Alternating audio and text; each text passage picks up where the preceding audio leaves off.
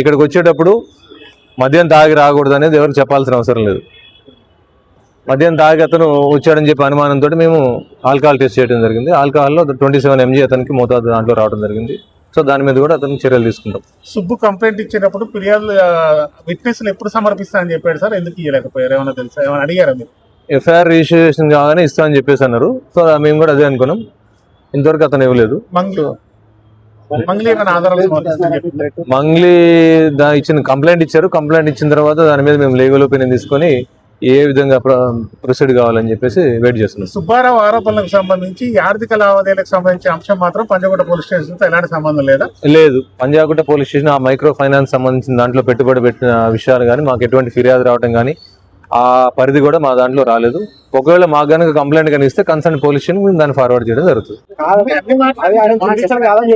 అన్ని కావాలని అడిగారు సార్. మీరు సుబ్బు ఫిర్యాదు మీద ఎలాంటి చర్యలు తీసుకున్నారు? మంగ్లీ ఫిర్యాదు మీద ఎలాంటి చర్యలు తీసుకున్నారు? ఇప్పటి వరకు జరిగింది ఏంటి? ఎవరైనా ఎవిడెన్స్ సమర్పించారా?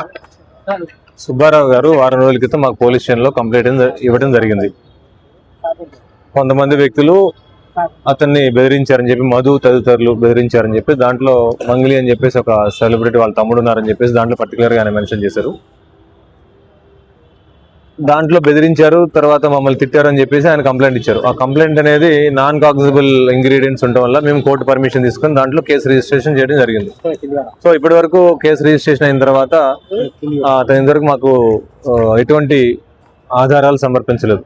దాంట్లో ఎవరెవరు ఆయన బెదిరించిన టైంలో ఉన్నటువంటి సాక్షులు కూడా ఎవరిని ప్రొడ్యూస్ చేయలేదు. దానికి సంబంధించి మేము కూడా మార్నింగ్ నుంచి కాల్ చేసాం. ఫోన్ కాల్స్కి అతను స్పందించలేదు. కాకపోతే నిన్న మంగ్లీ గారు నిన్న వచ్చి కంప్లైంట్ ఇవ్వడం జరిగింది.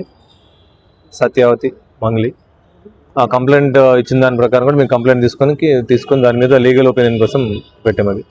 సాటర్డే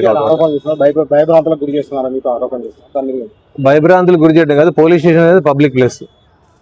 ఇక్కడికి ఒక డిసిప్లిన్గా రావాల్సి ఉంటుంది. ఎక్కడైనా సరే పబ్లిక్ ప్లేస్ ఎక్కడైనా కూడా వేరే ఫిర్యాదుదారులు ఉంటారు, చాలా మంది ఇక్కడికి వస్తారు. కాబట్టి ఇక్కడ ఒక పద్ధతిగా రావడం జరుగుతుంది. మోర్ ఓవర్ ఇక్కడ అంతా పోలీస్ స్టేషన్ అనేది ఒక ఇంపార్టెంట్ ప్లేస్.